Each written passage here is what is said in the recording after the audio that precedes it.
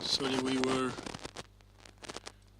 reading the old emulator values. I think we should be here, and here it really shows that this statement also is printed. Acknowledgement received from the server.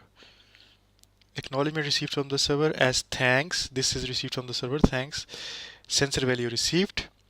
And for what? For the sent value. This sent value, the sensor value received, and then again thanks received from the server for the sent value. This we can differentiate this, that this is the value by having this before and after it. Okay, sorry, as, and then we will have this message from the server, and then this will be more clear.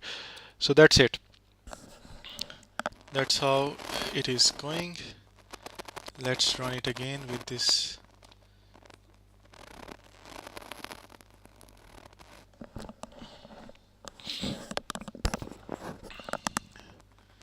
Because our server is already waiting, we don't need to start our server again. Just wait until the app is up and it starts sending data. Again, the app is up and receive the data again. This time at 12:15 and 6. Last time it was 12:11 and 6. These two values, and now we have until these three. These are the values for the new. And now it is again waiting for, now we'll change the values and we'll see if we receive the change values like this. So we go to the receiver again, sorry, the sender again from the client who is sending these values, and you see first of all it says that the acknowledgement is received from server this as thanks to the thanks sensor value received, and for this sensor value which is pressure, and then again acknowledgement received from server 10.0.2.2. Actually this is the same thing as client, it's the local, so client and server have the same IP address right now, and this is for the sent value and for the temperature. Now let's see how we do it for the other values. Just go here, go to the virtual sensors, for additional sensors, change the temperature value to say 42 to 24 and wait. You see there is another value that is received. It is printed here, Tuesday 11 July 2017, 12:16, 18 seconds, temperature value 41 to 24. Sensor value, sensor client is connected to the server. The received data is Tuesday 11 July 2017, and this is the time and the temperature value. This is the temperature value received. Now we do for the pressure.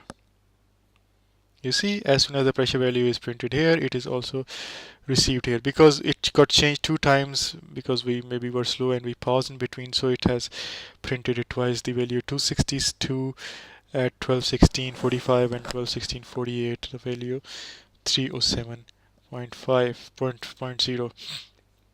So so this way we can have maybe any other server, we can have a web application here to beautifully write this data, or we can write this data in a database, and then from the database we can read this data, these temperature values or pressure values, and we can print them beautifully on a web page or on a cloud cloud server page, server web page, so it will be you can say a cloud. What is a cloud? Cloud is just a web server. Like, it has a database, it has a computational power, it has a presentation layer, to present the thing. So we can also do certain manipulations on this data. We can, see the variations of the pressure and temperature and make graphs and show those graphs on a server. So that's you can do anything. So you can play around with this, and you see that it will keep working. You see now 2729.1 is received. It's also printed here. Now you see 850 will be printed. 850.6 is printed. You see now 8185.5 is printed for pressure. Now the temperature, you see minus 120.8 is printed with this. This is now minus 273.1 is printed. And if you see, this is also going down in this list, and that's actually a beautiful example of a complete ecosystem, a simple example of an IoT ecosystem, because we have here sensors. These are our sensors on our Android device. This is our, you can say, gateway, and this is our server or a cloud, you can say, this, if we just make it a web application. So that's it.